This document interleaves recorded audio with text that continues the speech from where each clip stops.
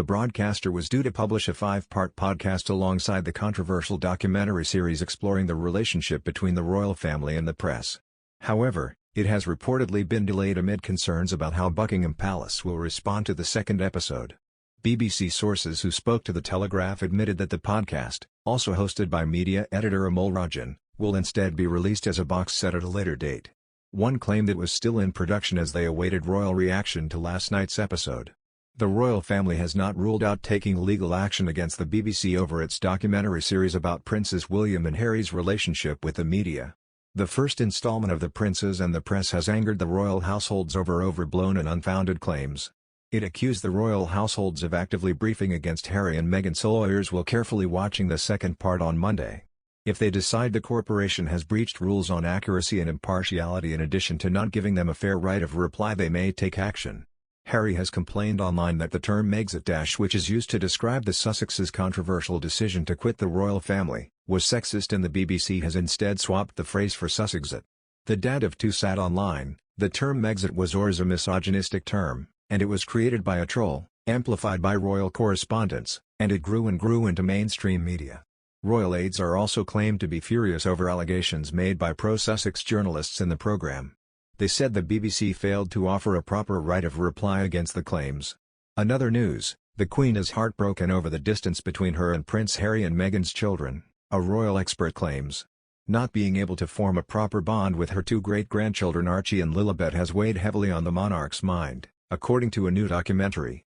Channel 5's 2021, The Queen's Terrible Year explores the hardships endured by Her Majesty over the past 11 months, not least becoming a widow in April.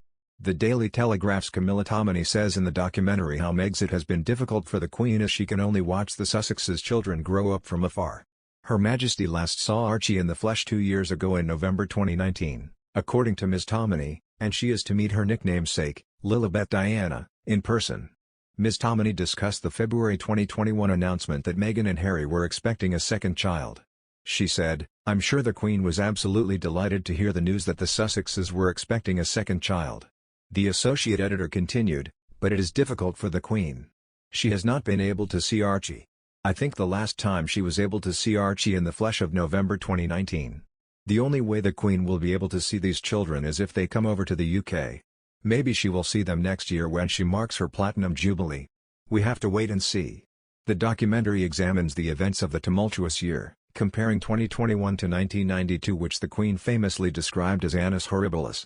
In 1992, a series of unpleasant events rocked the royal family, including the separations of Prince Charles and Diana, and Prince Andrew and Sarah, as well as the Windsor Castle fire.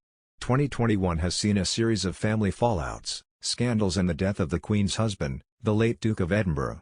It had been initially hoped that Harry and Meghan would have brought their two children to see the Queen at Christmas. However, according to recent reports, these hopes have been dashed and the pair will not be flying over from California. According to Page 6, the Sussexes turned down the Queen's invitation in the hopes of avoiding a media frenzy. Instead, the pair will celebrate at home in Montecito with their two children, 2-year-old Archie, and 5-month-old Lilibet.